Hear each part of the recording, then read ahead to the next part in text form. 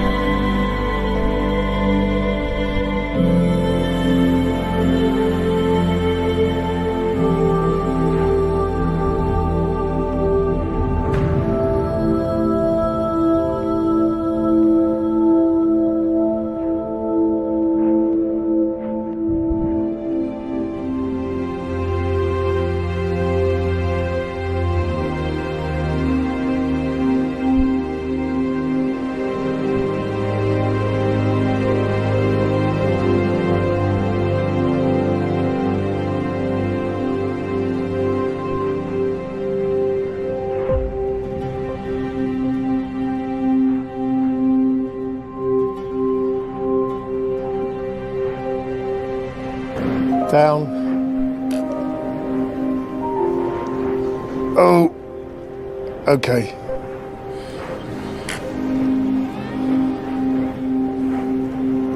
Okay.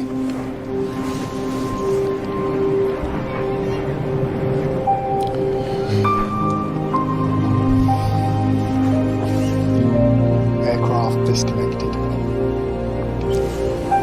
Goodbye, little Mini 3 Pro. You served me well.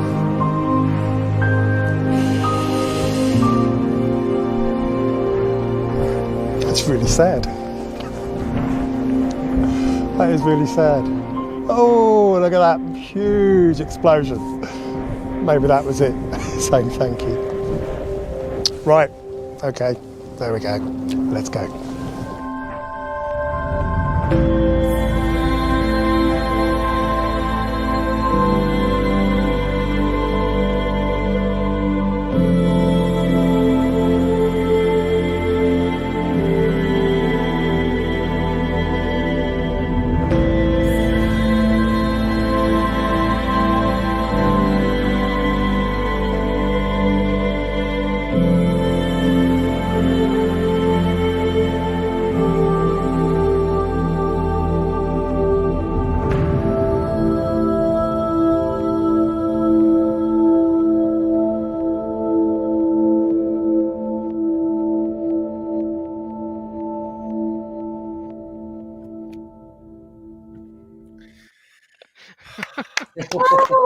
Melted.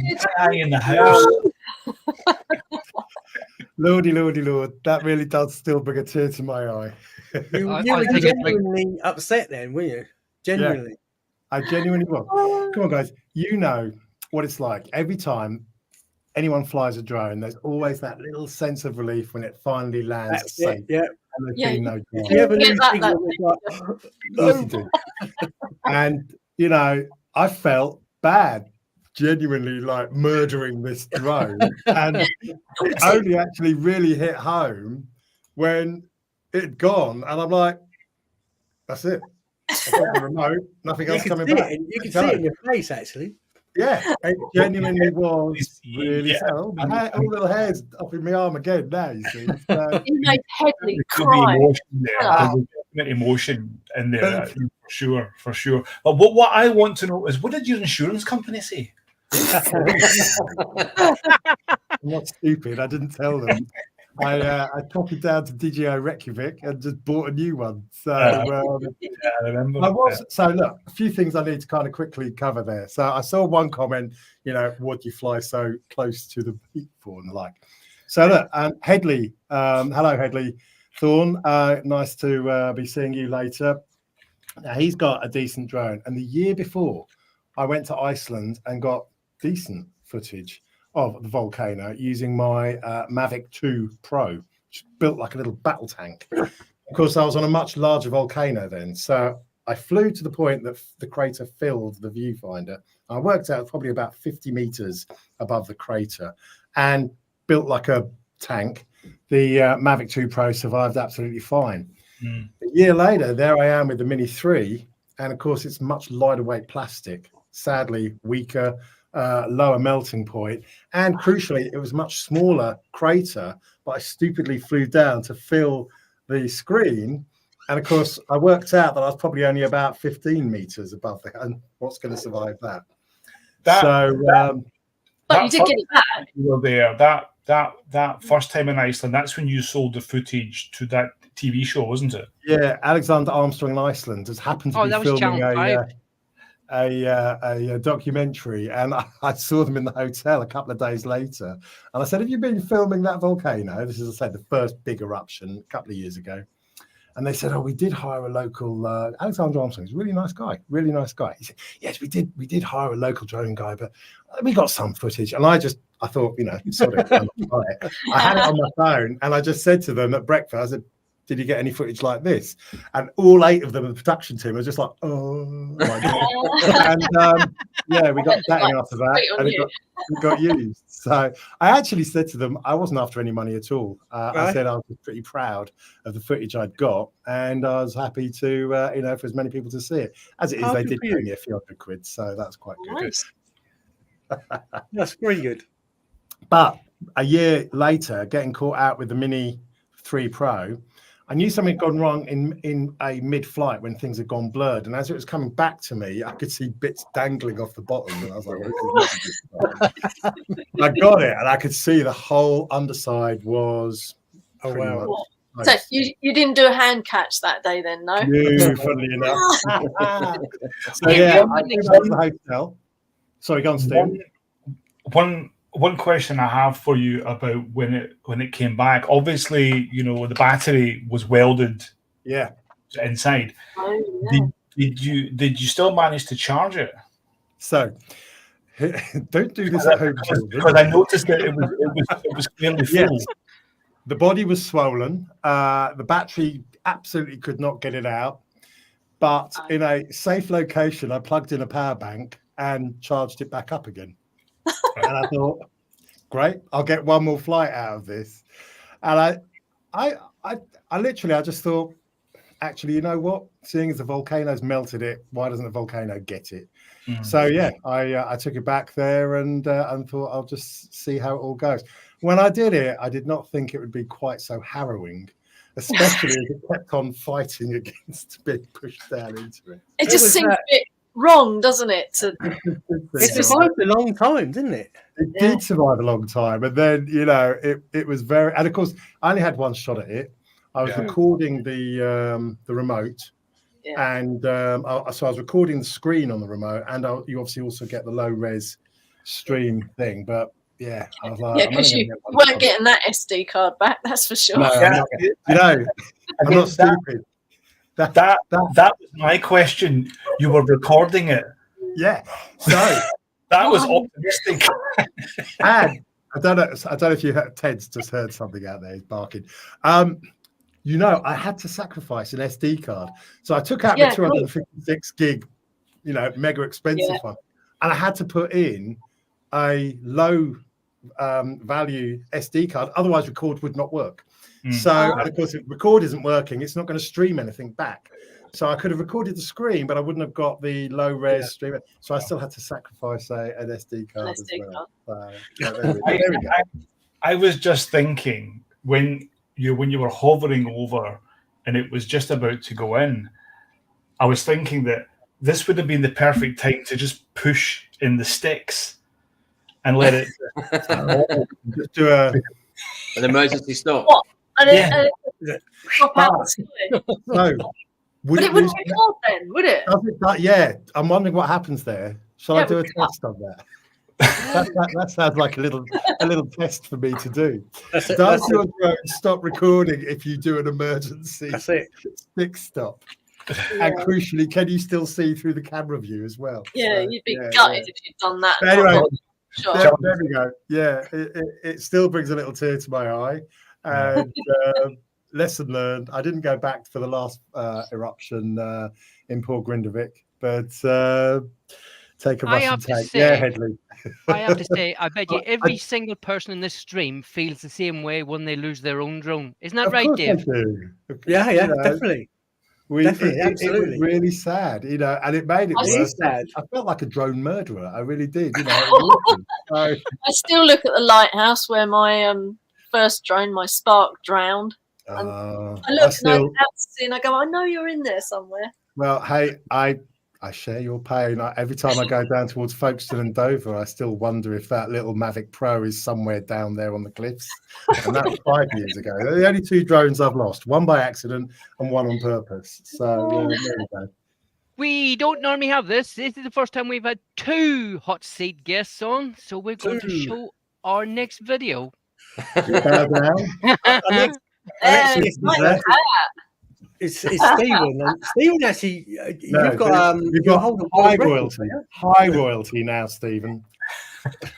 You're definitely royalty. Sorry, Dave, go on ahead. Do you hold the world record, Stephen? For the amount of Teslas you recorded? Yeah, we've held a few world records for a few different things, but but we done the Tesla light show here in Finland in November, just back there in November, and there's been a few attempts to try to beat it, and every one of them has failed. But we're going for the next one in October this year, which will be bigger. And so how many more are you adding? Are you doing like 10 or 20 or 100? It's going to be, I can't officially say, but it should be hopefully 4 digits. Oh, really? Whoa. Yeah. And we have we have the area that we were doing it in, but it was actually it was a car park of a horse stadium where they do these, the horse and cart thing where they go kind of round and you actually race them. So it was that, but we're going to do it in that stadium, right. And I've got a few ideas for the next one because we want to make it better. But I also I'm thinking about a competition where we could maybe get 1 or 2 pilots to come and join us. Pick me. and I got it, and I promise if we have a volcano, Ian's definitely going to be there. Okay. You're always somewhere pretty posh, aren't you? You do get around, Stephen, to all the glam places in the world. He does, doesn't he? Yeah. That's what it is, being royalty. Yeah, high royalty. Well, sometimes you do get treated like royalty, and sometimes you don't. But and the times that you do, it's quite nice and stuff. Stephen, I can assure you, I don't get treated like royalty on this show. Stephen, once I got a happy little bit of correspondence from the CAA complaining that I was flying 2 drones at the same time. I think they actually changed the drone code to cover that, because up until that point, there was nothing in the drone code about flying more than 1 drone at the same time. Presumably, they thought no, I'd be stupid enough to do it, but they didn't think of me. And I double checked with people, and no one could see a rule. Anyway, a couple of weeks later, they emailed me and said, "Yeah, you can't fly more than 1 drone." And look, we've updated the drone code to show this. Are you going to explain to us how you can fly 250 drones at the same time without getting You've been waiting to ask that question, haven't you? Because he doesn't. He's already got a team that does it for him. I mean, we do have special permission, of course, and every time we do these things, it's set in stone that and we've never been checked. I know that we've had threats or we've had let's say the local CAAs have been saying that they'll come down and see us and stuff, and it's usually that they just come down and they want to see the show and see the drones and stuff, but they never come down and say, well, we want to come and check. I mean, there's always a lot of trust there, which of course is good. But yeah, flying. I mean, the most we've flown is 1,500. But yeah, it's a big responsibility. It's a lot of fun. It's a lot of rest. 1,500 drones. Yeah, that is a big responsibility. The last question, because I don't want to hog you so, but how long do the batteries last, and how many men do you have and women do you have to change the batteries? Especially these are two examples of light show drones. Okay, Right. so this, if you can see, this is the Intel drone, right? This Ding, this ding, is ding, the ding. I think Ding, it looks ding, like ding. jellyfish. That And so I mean, or actually, this was the very first one. Actually, this was the first one. This doesn't have any prop because I use this to do site surveys, so I take this on the plane with me. So these charge on pods, right? So we don't have anyone to actually change batteries, right? So these charge on pods, and then they take off, and they can land on the pod, right? These fly for about 11, 12 minutes. These ones. Right. This is about 8, 9 minutes. This one, and this one. This is actually a Parrot. This is Parrot Anafi. This is from Dronisos, the French company. This lasts 15 minutes. That's not a long time, is it? The Parrot Anafi is like $3,500, $4 grand, and you've got a couple of hundred of them. You've got a couple of thousand of them, actually. I hope they've given them to you for sponsorship. Wow, that's no, it's actually the way that it works is that I mean, they are the basis of what they are, but you can 3D print and stuff. And the company we work with has a license, so if we need stuff, then you. But with that one, with the Parrot Anafi, there's a battery that you take off, so you have to physically take these off and charge them. So if you're doing a 400 show, let's say a 400 show, you need to have 1,200 of these. Oh, wow. Jeez. That's more Teslas then. Yeah. You have to have someone specifically doing a job of battery management. That's their job. Yeah. You need I to do volunteer. some behind the scenes videos, mate. Dave, would you like to introduce the next video, please? Okay, so the next one is from Stephen from Flyby Guys, and this is talking about the regularly logging out of the accounts from DJI. This is a couple of days ago, wasn't it? Yeah. I definitely Hit that want you button, need to Tony. Being logged out of your DJI account is the most infuriating thing that can happen to you just before you fly. Or you might even find out that you are flying and you don't have the ability to get above 30 or 50 meters. This is very infuriating, and this is what we're going to talk about today. Hi everyone, Stephen from the Flyby Guys, and it's good to see you again. Just before we get going, make sure you like and subscribe to the channel because our subscribers have been growing a lot recently, and I really appreciate everyone joining and getting involved, and I'm really happy that we're able to help you. So make sure you like and subscribe to the channel and give this video a like because this is a subject that is affecting everyone. So getting back to the point in hand, the DJI Fly account. So when you're logged out, and this is happening a lot, and I think it's happening about once a month to everyone, or even it could even be a bit more, you are finding that you have to log back into the account in order to reach a certain height because you'll be stuck at 30 or 50 meters. Now this is very infuriating because if you're trying to catch the light, if you're trying to catch a moment, if someone is not going to wait for you and you're stuck at a certain height because you're not logged in, this is a problem. So what I would suggest is that you actually, before you leave home, before you leave your hotel or wherever it is, that you sit down for 5 minutes and make sure that you're logged in. And if you're not, log in, update the FlySafe database, then everything should be okay. Because if you're out there and you find that you are not logged in, and you might be in a position where you don't even have any network connection. So if you don't have network connection, then you also can't log in because you need to be logged into the network in order to log in, which again is quite infuriating. So why doesn't DJI do something about this? It's quite annoying. And just want to say that when I'm flying with the enterprise units, this doesn't happen to me actually. So for some reason, it's only happening with the Mavic 3s and all the rest of it, but not the enterprise.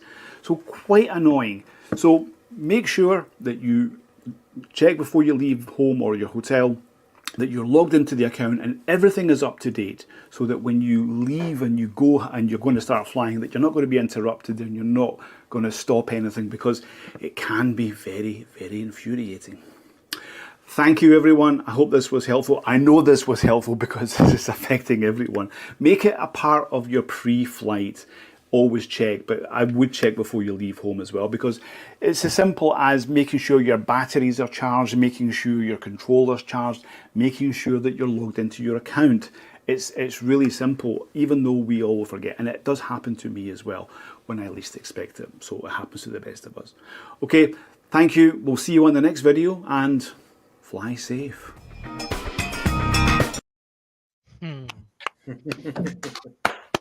Well explained, Stephen. Yeah, and it's actually really bizarre, because I had so many comments from people where they're saying it happens to me all the time, and then people saying it never happens to me, and then they comment 2 minutes later saying it's just happened to me. You're like, so it's so bizarre how it does affect everyone. But Absolutely, touch wood, it's never happened to me yet. But oh, really? Wow. Maybe next time. It's happened to me twice recently. Has it? I read on some forum, some chappie who works in the wilderness, so hasn't got any mobile phone signal. It could have been Antarctica, or it could have been Canada, one of the two. I think it is something to do with just not having internet access, and it will log you out within either a month or 3 months.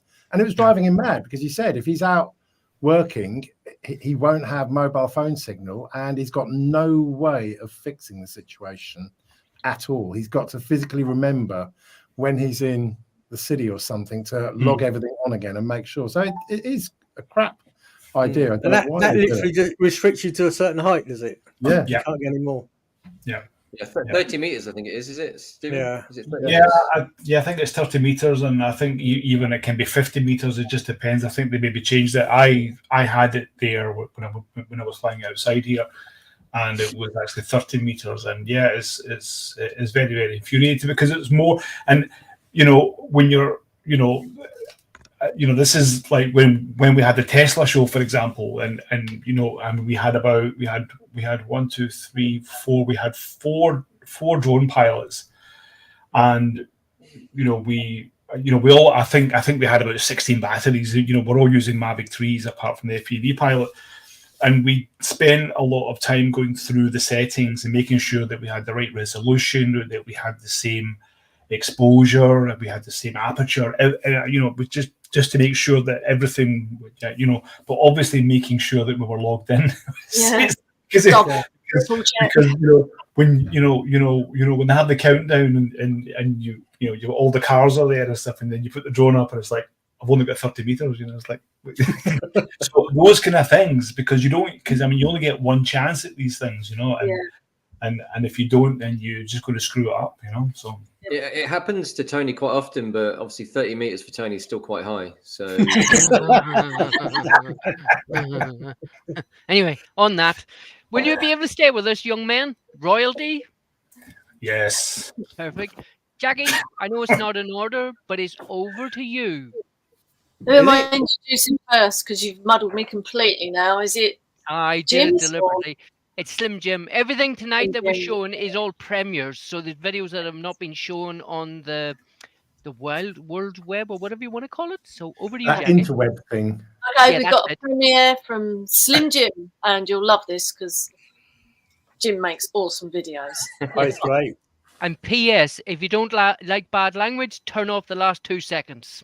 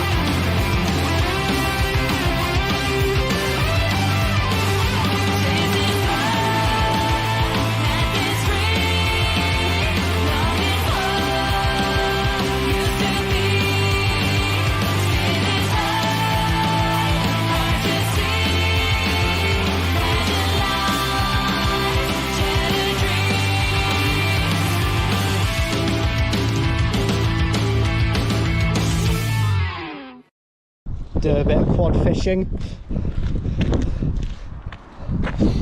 Come here, lad.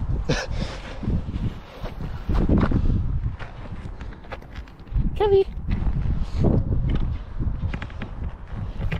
Come on. Oh, he's biting. He's biting. Oh, I got a big one. Oh. Oh, a bit wet, lad. Let's unplug ya. You rolling down the fucking hill as well. I'll stay there. Oh.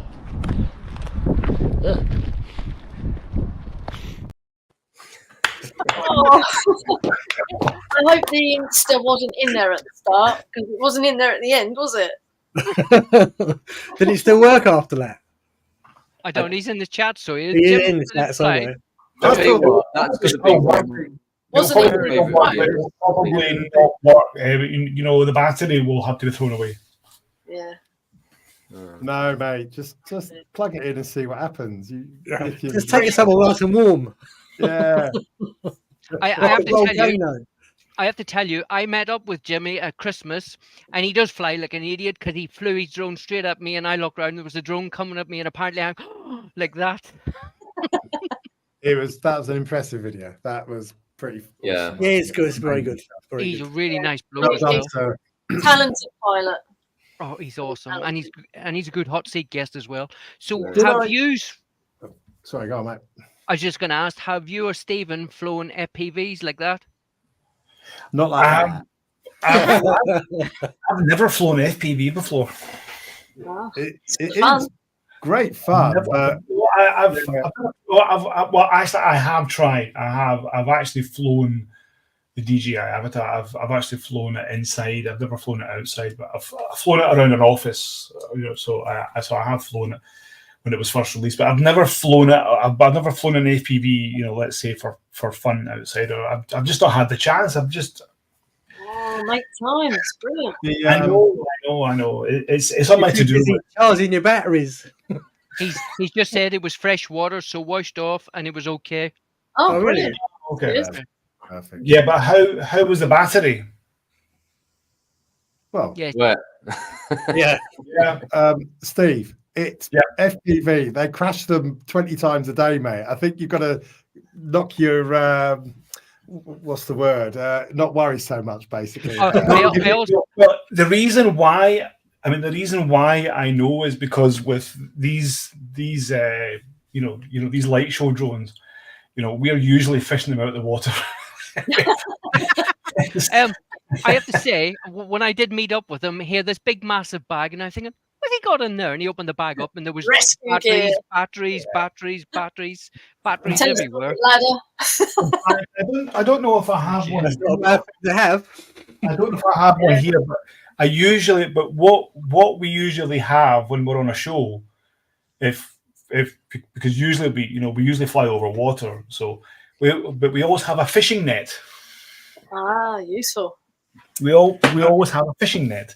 Remember, Stephen, as well, the batteries for the FPVs are normally like less than an inch square. They're tiny little things, aren't they? So we're thinking about investing in a ladder, aren't we, Dave?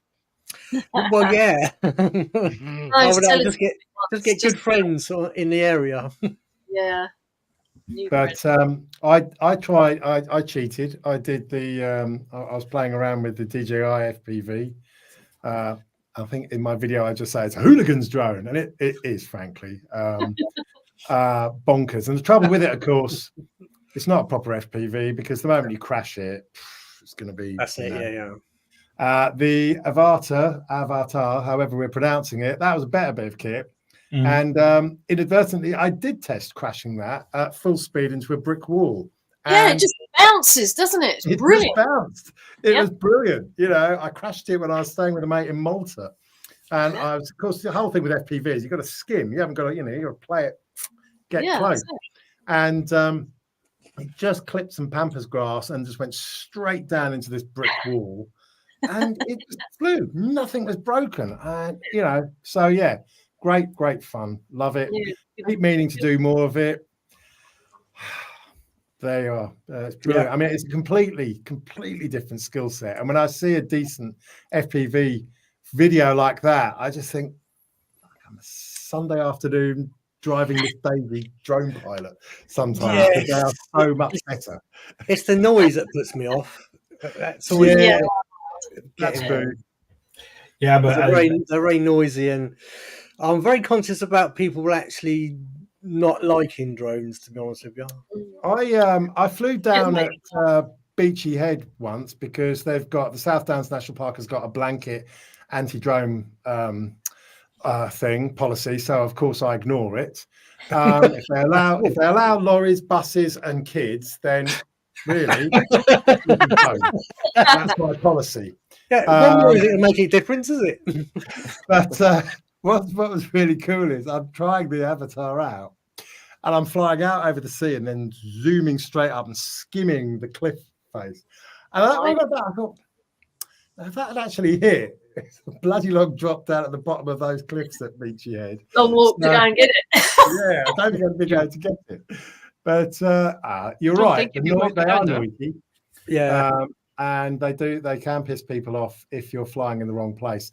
I think I saw on one of those chimneys, I thought I made the words out Stuartby. I'm wondering if that was the old Stuartby clay pits in Bedfordshire, because I remember they used to have. He gets around a bit, doesn't he? Yeah, but then they didn't have cooling towers. And I saw there's obviously some good cooling tower shots there as well. So that was just a brilliant video. Really, just absolutely. It looked like he was flying where we flew in the Abbey. Did he fly through that? Yeah, that was Waverley Abbey. That's Waverley Abbey, yeah. Waverley Abbey, 100%. Yeah, that's where Dave waved goodbye to his drone. Only for about an hour. Someone got me an extendable ladder. We talk about Stephen having some world records, but we've actually got a world record holder ourselves on the show, haven't we? Yeah, Dave. The world record for hitting the most poles and holes.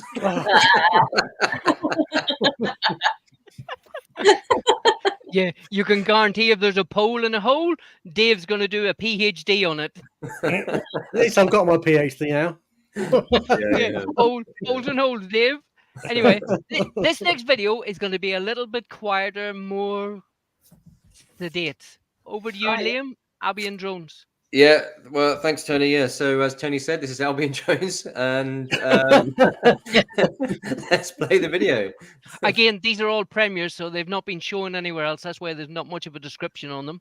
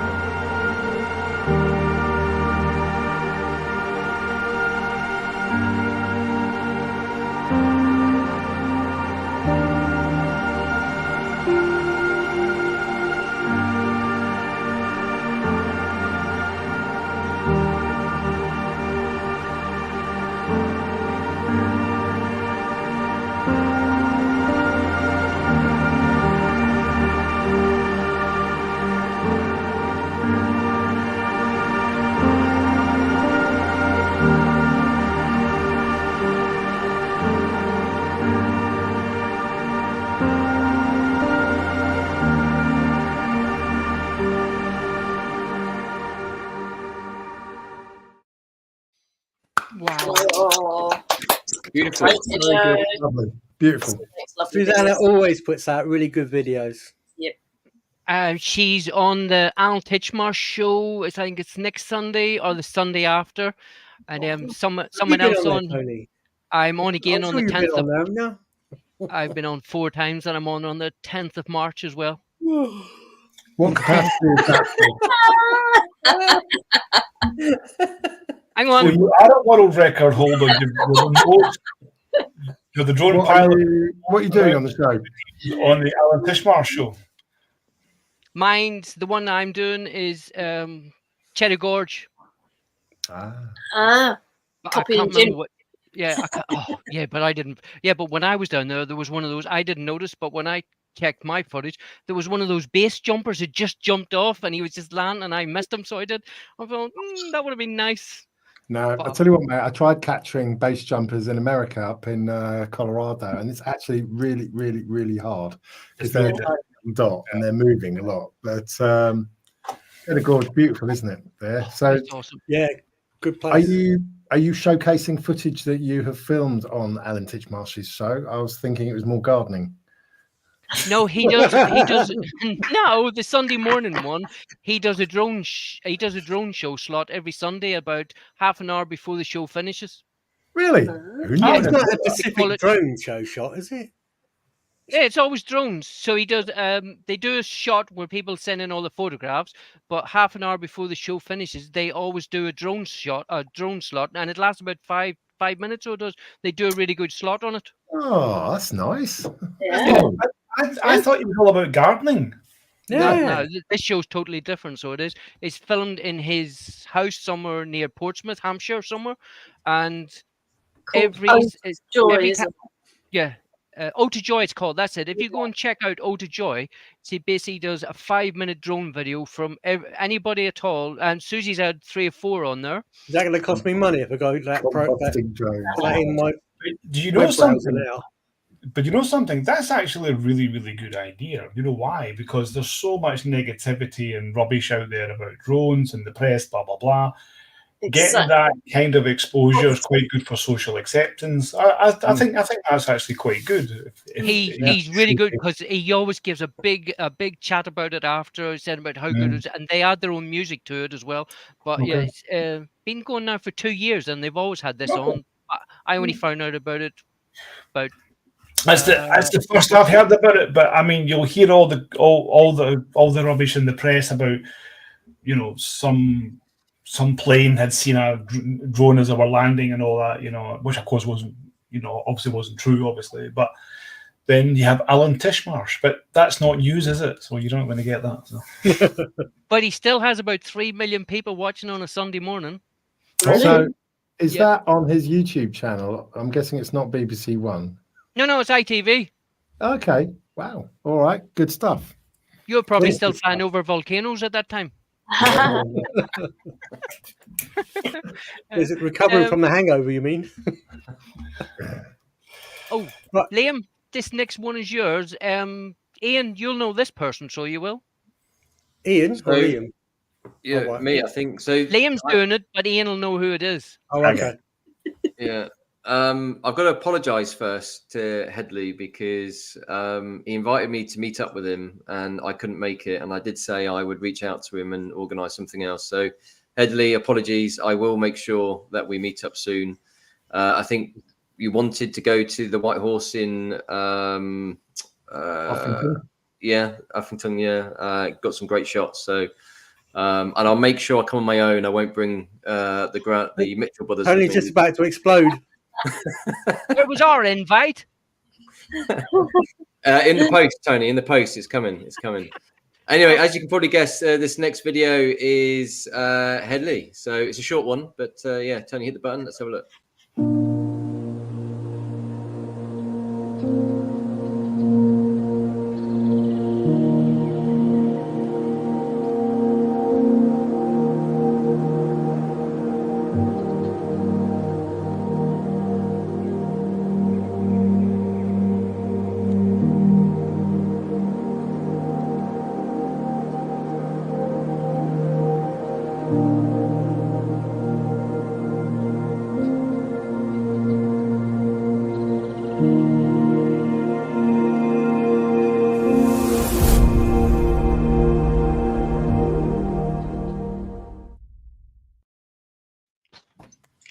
very short and sweet. Very Yeah, short. I know that was short, but if you're on Threads or if you're on Instagram, please go and check Headley out. His photography is absolutely It's fantastic. lovely. As Yeah. Quackers say, as Quackers said, I love the colours in it. Really good. Yeah, Brought 'em really, right out. really sharp in it as well. Well, he even though he's always hiking, he's got the Mavic 3. So yeah, he's always got that big old lens, and he's capturing it all in all its glory. So Nice. absolutely smashing clips there. I do follow him on Instagram. He's always putting up beautiful, beautiful shots. And it's like, oh, I need to go there as well. So yeah, it's, brilliant. And he changes a lot of them into really good art photos as well. Because he had a studio recently, so he was awesome.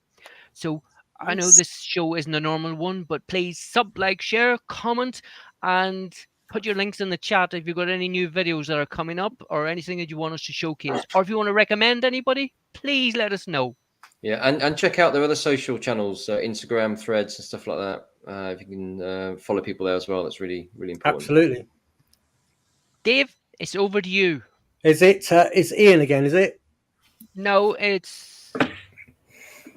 No, Ian from London. Surely. Yeah. It's Stephen's. It's Stephen's second one. Oh, is it? Sorry, did we wake you up, Stephen? No, I wasn't expecting a second one. It's okay. I was enjoying everybody else's. This is such a well-oiled machine. Everyone else. Anyway, but this is Helsinki in Finland. This is one of your light shows. Ah, okay. Lovely. Perfect.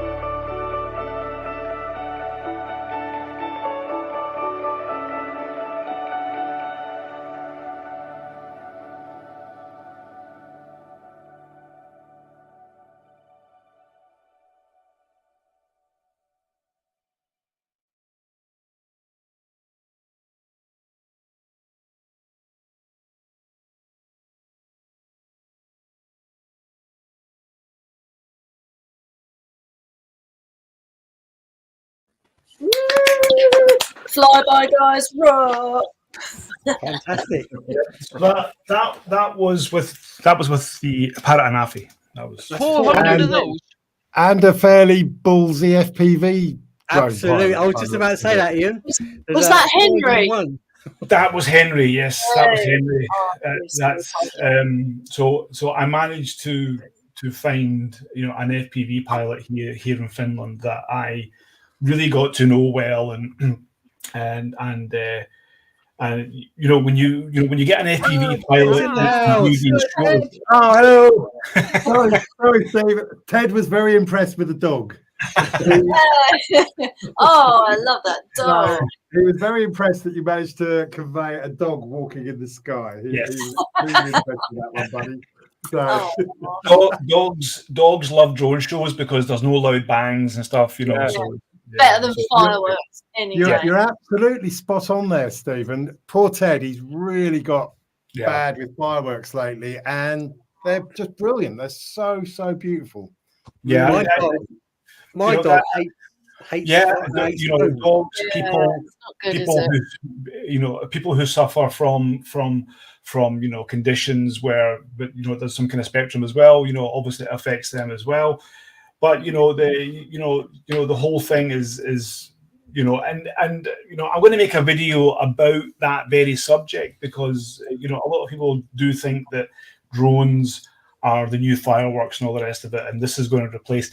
In actual fact, it's not. It's going to take a long time. It's going to take a long time because it's really cultural, fireworks, and you'll never get rid of them. Not in our generation, especially mate. If I moved down to Sussex. I want to say they're fucking nuts down here about fireworks and fire. They've got 30 different fireworks societies, and they just go marching through the towns with their flaming torches. The one they do at Lewes. Everyone knows about the Lewes one. Mate, it happens in every single town for like the month before. So, you're never going to get rid of fireworks. And, fair dues. They're brilliant. They're good fun, but they have their issues as well. They actually do have their issues. But just getting back to this FPV thing, when you have because I was going to talk about what was in the F1 and the red drone. You've probably seen that as well. Well, we also worked with them on a drone show. So they were actually with us on our New Year show in Amsterdam. We done, I think, last year. So the Dutch drone gods. So the guy who was flying that drone, he was flying FPV for a show we were doing, and he is good. He is good. He's really good, Keith. He's some pilot. So you're comfortable there was no chance of him actually hitting one of your drones? It's a really bizarre process, Ian, because when you talk with these guys, I don't know if you know the other guy who I can't remember his name, but we done a show with him in Amsterdam as well last year. The guy who flew at the volcano. You've probably seen it. Everyone's seen it. Not Guten Tag, but I know the one you mean. He did it properly. Yeah. So we had a show for Van Gogh. It was some anniversary, and he just showed up. he was part of the production, and he was he's like, I'm flying FPV. And of course, I didn't know the guy, right? I didn't know him, and I had about 45 minutes until I felt comfortable that he could do it. And we're showing him some images, and he's going, "Yeah, I can fly through that." Oh, and I'm going, "Oh, that as well." Let's talk.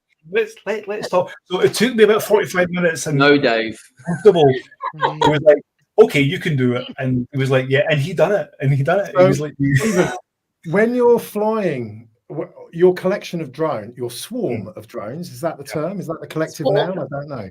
Yeah. When you're flying your swarm of drones, are they generally vertically over dead space, like water or empty? You're never flying over crowds of people. Never. We have about, we have 100 meters where you could have, which is the size of the show, and then you'll have 100 meters each way of the buffer zone. Wow. Okay. So had he actually hit one of your drones, it wouldn't really have been a big deal. It wouldn't have been an issue. It just would have looked, it may have looked bad. It's never happened. It's actually never happened.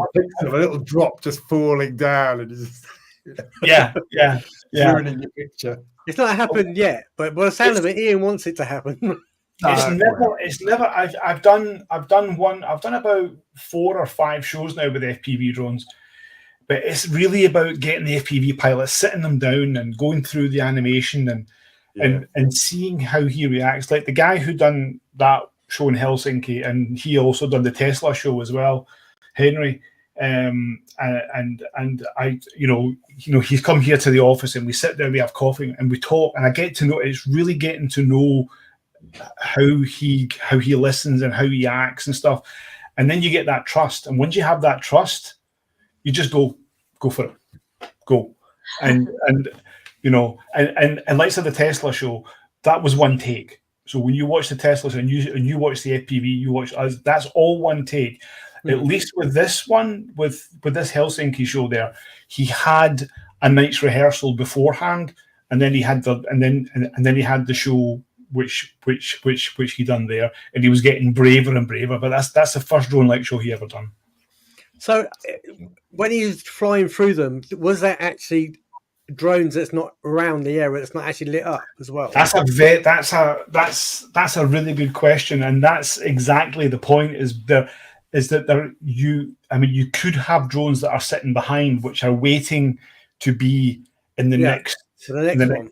Yeah, so that's why you have to work with them to say, if you do that, then don't do it there because there's drones behind. But actually, he has a really good, he has a really good GoPro, and he can actually see the drones. He can actually see the ones that are not lit up. Oh, really? So he can see them. Actually, so he knows himself. You're behind the scenes there, then. So you say you've got quite a short battery life. Are some of your shows longer than the battery life of the drones? Do you have literally more drones taking off in a new swarm, if you like? No, you can now.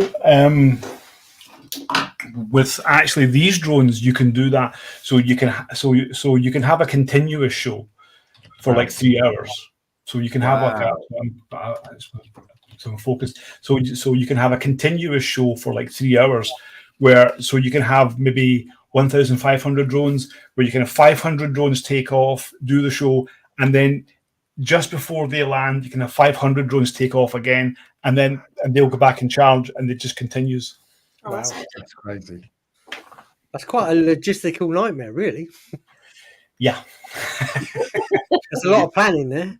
So is it specifically you, Stephen, that does the planning, does the orchestra of it? Yeah, nice.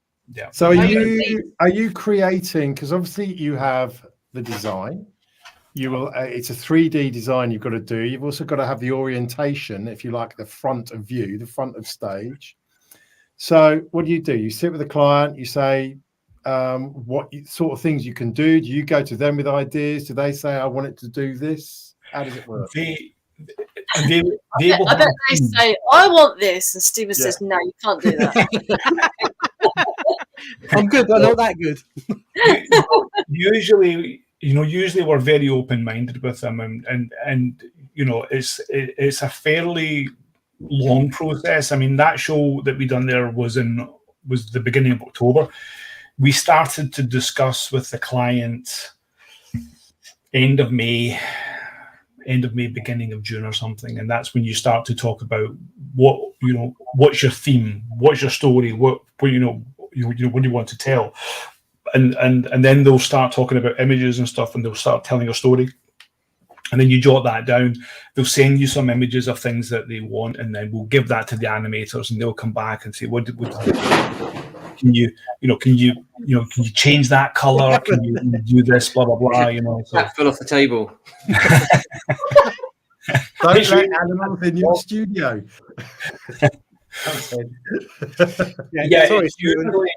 It's usually a kind of a long process, which is really bizarre because you do a show like that and it lasts 10 minutes, right? Yeah. But the whole process is like 3 months, 4 months, and then I'm guessing, Steve, you've got the software to completely animate it on screen. You never actually have to do for the client, you wouldn't have to do a trial run just to show them what it's going to be like, or do you? Well, we would have what we call a dress rehearsal, where we will do a show for them, and that was the rehearsal that we done. So we do some test flights, and we'll have a dress just to kind of do a handover. But they will get a video. So each time we have a round, so there's so we kind of do kind of scrum meetings with them, and each week they will get a video of the show. And then they can go to their client and say, "What do you think of this?" Blah blah blah. And funny story is that when we had that rehearsal, we always have rehearsals at like 2-3 in the morning, because that's when it's kind of the most quiet. There's no one around. So we had the client there for this show. They were actually from Asia, and they came there, and because I was pilot in command, so I wasn't with them, but the project manager was there, and they were standing watching the show, and they just had tears in their eyes, Yeah. So they were fine, I'm not being corny, mate. You make beautiful creations that most people can't ever imagine seeing. So, I can understand their reaction. It's like you watch it on screen, don't you? And you think that's amazing, but it's only 2D when you watch it on screen. Imagine watching it in 3D.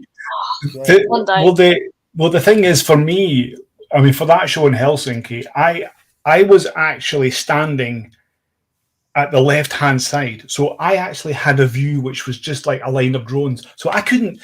I mean, so it didn't make. It was just a mess to me. It was just.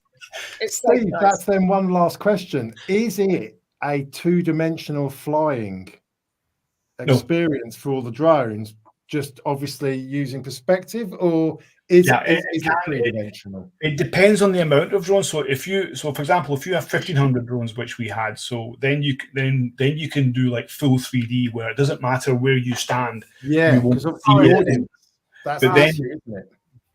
But then if you're very creative, you can do like a 300 show, 400 show, where you can have it looking very 3D, but only in one position. Yeah. If you stand somewhere else, it just looks crap. Like one of those drawings you see on the pavements. Yeah. From one angle, it's like a hole, and the next. They're clever, aren't they? Cool. Yeah. Okay, that's cool. That's good. Very Brilliant. good. We have 3 videos left, in case anybody's thinking, what the hell time is it? Yeah, I know. It's my fault, isn't it? No, we have no worries whatsoever. Royalty can speak all day long. Over to you, Dave. All right, so this is meant to be the third one, Mickey Moo. I didn't get it wrong. It's just down on this bit of paper. This is another one from Ian in London. This is to do with the DJI Fly Huge Train, and I'll let you explain in the video. Tony. So, big change for DJI users in the UK and Europe, affecting how and where we fly. Some members of the Grey Arrows Drone Club messaged me today mentioning how the geofencing restricted areas data on the DJI Fly app, and also that's relayed on the Drone Scene website, had all but disappeared, meaning most DJI-based restrictions have been removed from the DJI Fly app, not only here in the UK, but also in much of Europe as well. Sure enough, if you look at what the Fly app restrictions looked like a week ago and compare them to today, you can see a huge difference. It seems that the only restricted zones that appear in the UK now are the Airport Flight Restriction Zones, or FRZs. All the other restrictions that used to appear on the DJI FlySafe map have all gone. Take a look at this screenshot from Drone Scene of the DJI data from a week ago. You can see plenty of restricted areas and the very distinguished grey funnel-shaped altitude restricted areas that DJI had imposed themselves, despite there not actually being any legal requirement for these in the UK. You can see one extending over Ely near the bottom of the picture. Then look at today's data. That same area just shows the simple airport FRZ in the standard round shape with the little runway extensions. Nothing over Ely, and the whole map is way simpler. And again here, up near Preston and Southport, an array of different restrictions on the old DJI GeoZones, but today just the simple airport no-fly zones. And down in Liverpool, over the big stadiums, restricted zones over the 2 big stadiums, today nothing at all. So, what is happening? And does this actually mean you can now fly your drone pretty much anywhere? Well, I don't know. Let's sort that last question out first, shall we? No. To be clear, there is no easing of the rules and regulations on where you're allowed to fly your drone. The same restrictions apply around airports. You cannot fly within 5 kilometres of an airport and its runway extensions. The same goes for crowds, stadiums. You cannot fly anywhere near a crowd of people or within 400 metres of any prison for that matter. And on that, you actually risk a chunky fine if it's just a mistake, or up to 10 years in prison if you're actually up to no good. And these rules apply to all models, including the very small little sub 250 gram models like the Mini 4 Pro as well. So if these rules are still in place, why has the DJI FlySafe database suddenly dropped all of these different area and no-fly zones? Well, DJI explained things in this news release published the other day, which I'll link to below. It's about them transitioning away from managing their own database of restricted areas and passing the responsibility over to the individual aviation authorities for each of the EASA member countries and also the UK's Civil Aviation Authority to manage things themselves. Part of the news release states the move is in alignment with existing drone regulations by EASA and the UK CAA and will provide drone pilots with more freedom to fly. They then go on to list the countries it affects immediately, and this includes the United Kingdom. Now, of course, what they mean by with more freedom to fly is that there is no longer the restrictions that DJI had imposed over and above what was actually regulated. And the disparity between DJI geo areas and the actual legal mandatory no-fly zones, that disparity had been increasing for years, and it was a common complaint of users because they literally just didn't know who to believe when checking if it was safe or legal to fly. And this caused real issues when you knew that you could legally fly in a particular area, but the DJI geo zone was stopping you from even taking off. Now, last autumn, the UK CAA issued a safety notice instructing drone pilots to disregard drone manufacturers' geofencing applications and to make sure they were aware of the actual applicable airspace restrictions in place for the location that they were flying in. Section 1.4 had an interesting paragraph as well, mentioning that drone pilots must be able to download the latest version of the geographical zone data and be able to upload it into the Geo Awareness System. And so then we get the recent DJI Fly app update in December, just a few weeks ago, that introduced new functionality to do just that, adding in its release notes support for manual import of dynamic safety database in the EASA member states and the UK to comply with local regulations related to unmanned aircraft. And here we are today. DJI have now removed all but the bare minimum airport flight restriction zone information from the FlySafe app, presumably in readiness for the CAA or other EU countries to allow us to upload the latest data. Now, I'll be honest, I genuinely don't know if they're expecting the general public to manually upload any database the CAA may offer us. I'm kind of hoping no, because I'm guessing around 1% of users will actually know how to or even bother to do that. The fact that I can see the airport FRZs tells me this is already a semi-automated update from the CAA information that will probably be expanded on very soon. But I don't actually know that for sure. So in the meantime, what is the best way to make sure that it is safe and legal to fly? Well, I have already done a video on the Grey Arrows drone scene site. It used to be free, but it's now either £16 a year for the full functionality of the interactive map or £25 a year to also include liability insurance. So in my opinion, still a very good deal. Really is a brilliant website, and I link to that in the notes of every video I put on YouTube because it is so useful for UK flyers. However, if you don't want to part with your money, then you can also use the Drone Assist app by Altitude Angel, which is free, but in my opinion, nowhere near as useful as DroneScene. But either way, you have got good sources of information that tell you exactly where you can and can't fly and whether or not there are any airspace restrictions or other hazards. This situation, though, may change soon, as it is clear the DJI Fly app is being updated to expand its usefulness in determining where it's safe to fly.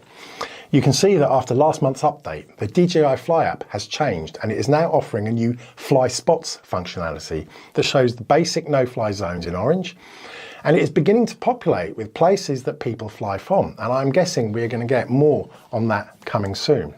Anyway, look, super quick video today just to reiterate that you can't fully rely on the DJI FlySafe interactive map now, and the bottom line is that the buck will always stop with you, the drone pilot, as to whether it's safe and legal to fly wherever it is you're flying.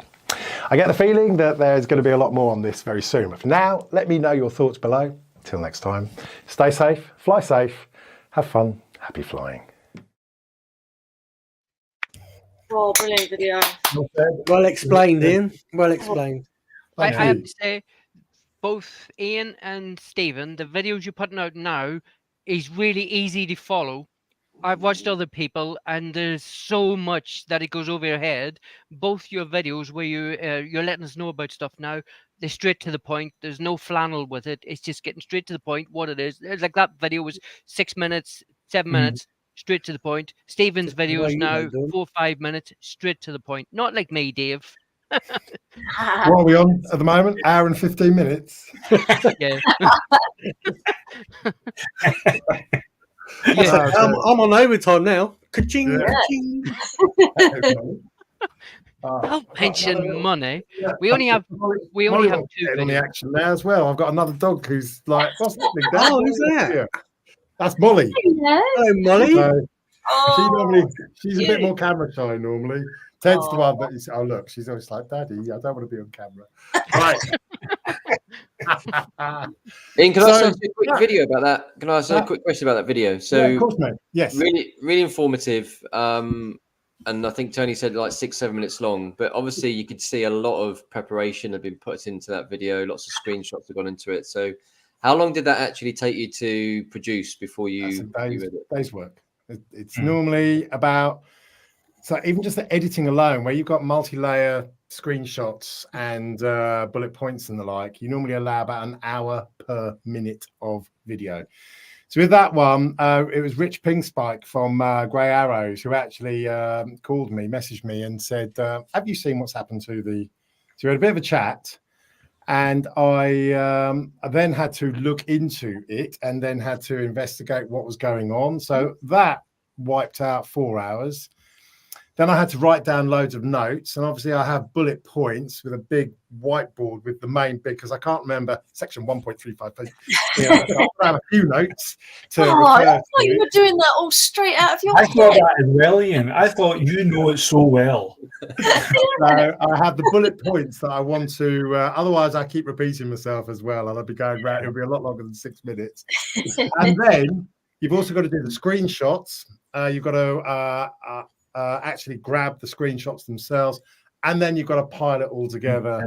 And you often have, literally about 8 or 9 rows of stuff to splice together. So that was more than a day's work there. So yeah, you're not doing it for the money, you're doing it for the fun, really. So but you can tell how much effort was put into that. Honestly, it's such a good video. And I think the other thing that kind of makes you stand out is this like natural approach that you've got to the camera, a natural approach you've got when you're talking. It's I don't know.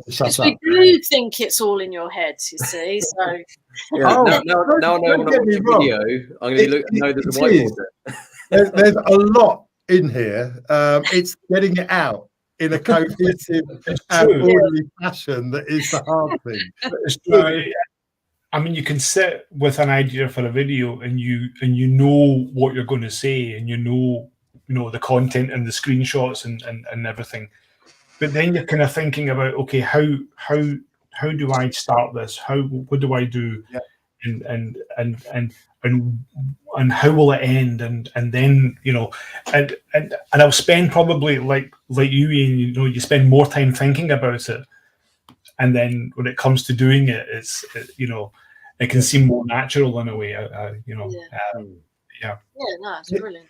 In truth, I'm sure you've seen some of my wind tests that I've done, and when I'm flying and testing, I actually prefer those because I do those live. I always do them if it's like a test to see if something works. I do that live for the first thing so that I get a real reaction and I don't have to think about it. I literally just say what's on my mind. You'll normally see the excitement or the disappointment or whatever. But those videos are, I think, a lot more fun because I don't have to think. I just do it and it just comes out. But these ones where there's a lot of technical elements, you have to be careful. You've got to do your research. Yeah, you have to do the research. You've got to get it right. You have to have a proper running order of right, I'm going to start off with this, and I'll do that, and I'll do that. And so you just have some bullet points, so you can kind of glance over and just think, right, yeah, I need to cover that. Proper running order. That's what we need. Running order, like what we normally have, except this week. Tony just didn't bother, it's like... No, because this week was supposed to be all about specials, 2 special royalty guests, and all the videos that we've shown were all premieres, not shown anywhere before, and I wanted to keep you on the ball, or on your toes. Exactly. So here is the running order. We have 9 videos, 4 from you two, 5 from another, and that's it. Yeah, that's about it, yeah. Jackie, this is the live equivalent of a wind test. Okay. Yeah. Are you saying I'm full of wind? Anyway, we better crack on. My pizza's getting cold. 1 hour and 20 minutes. Let's keep going. Jackie, over to you. Well, it's probably Tom's video now then, because process of elimination. Another premiere from what's the channel name? Something 63, isn't it? Drone 63. I did tell you this would be a different show than normal. Yeah, I know, but you didn't tell us why.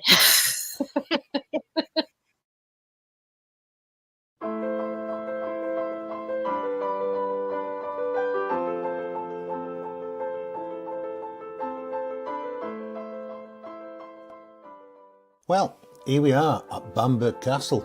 Now the castle has been on my to-do list since I first started flying a drone over a year ago.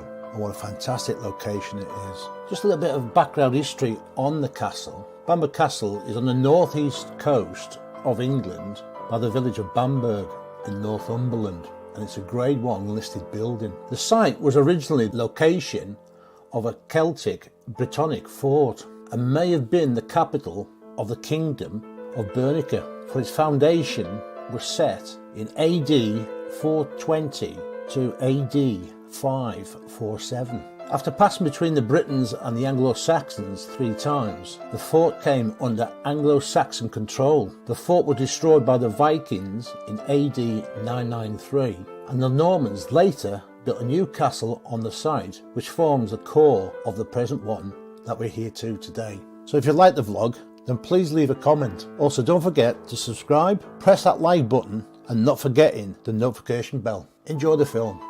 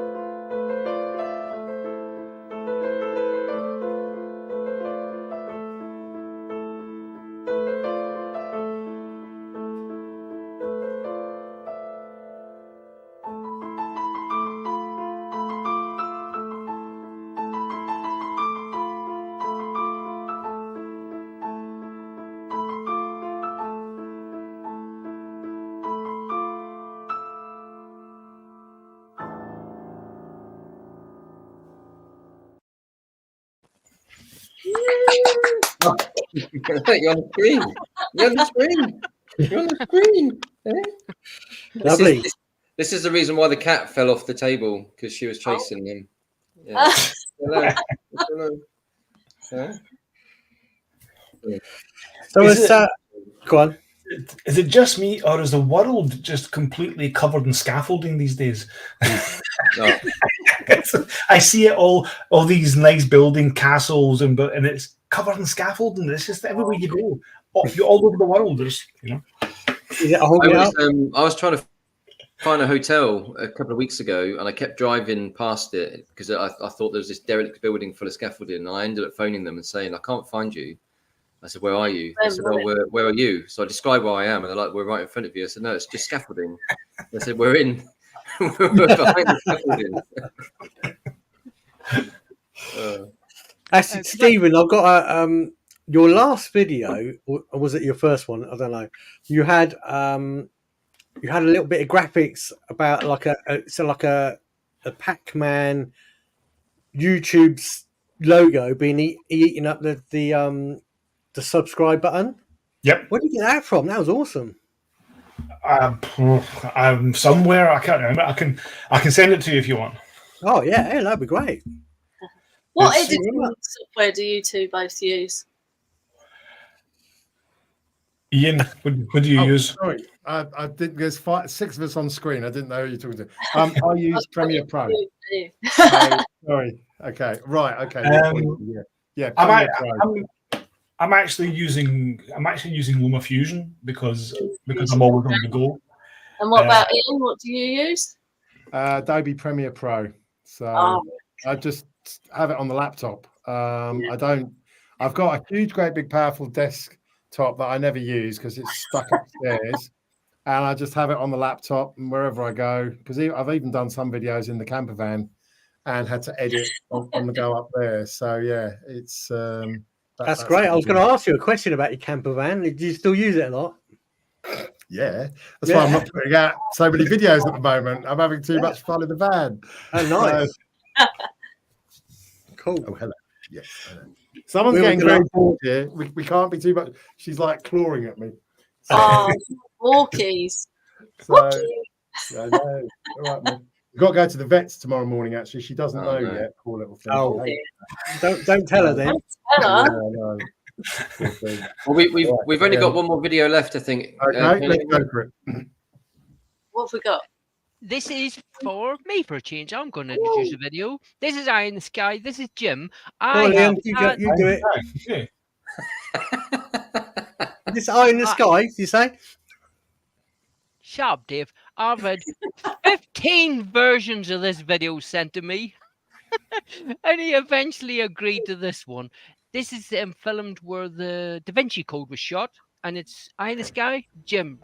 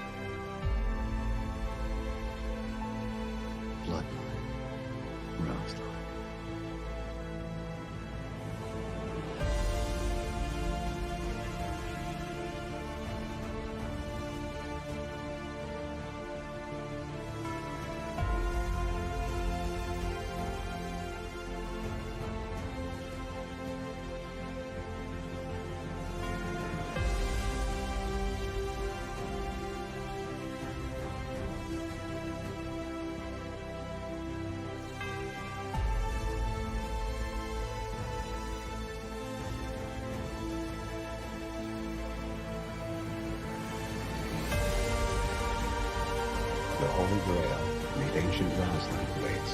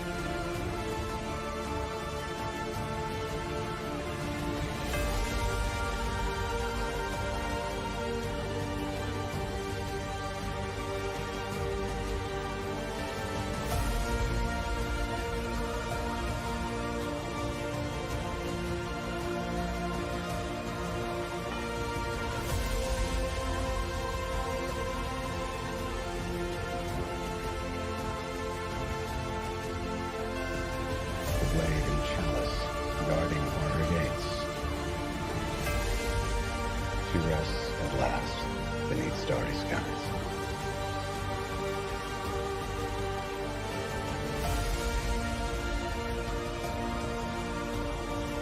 The dawn in Master's loving arms she lies.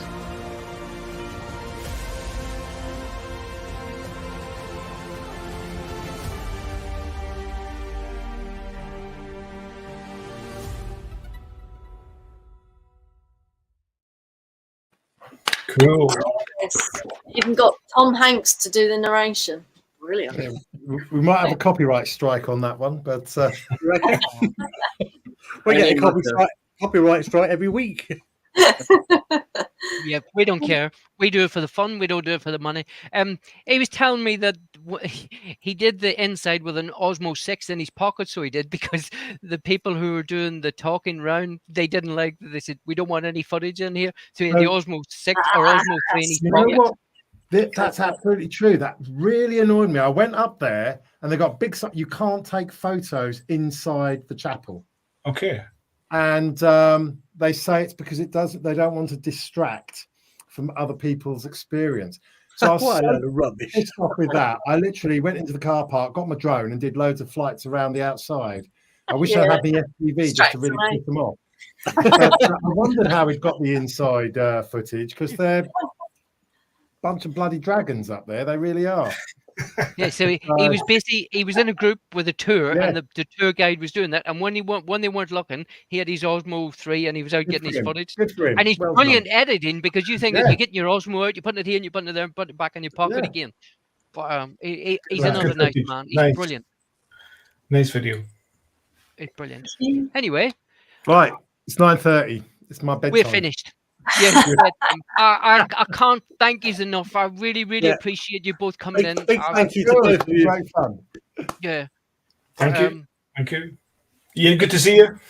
And you, matey. And I look forward to your next video. It's always, as you can tell, I am a fan of yours. Thank you. Can I get a hat? Can I get one that says Ian in London? I need to get some merch done, don't I? I haven't got any merch. Stephen, I guess ours are in the post, yeah? Yeah. I don't have any left. I do have a bunch of luggage tags, though. I've got some luggage tags. So we'll take those. Any freebie. We're not proud. Somewhere as well, mate. I think you gave it to me at Dronex last year. I did. Yeah, that was it. You see, kept it. Right, I'm going to go have some pizza and a beer. Yeah, anyway, good night, everybody. Thank you very so much. much. Really appreciate it. Okay, take care, guys. Cheers, guys. See you next week, folks. Bye-bye. Bye. Bye. Oh, where's the button?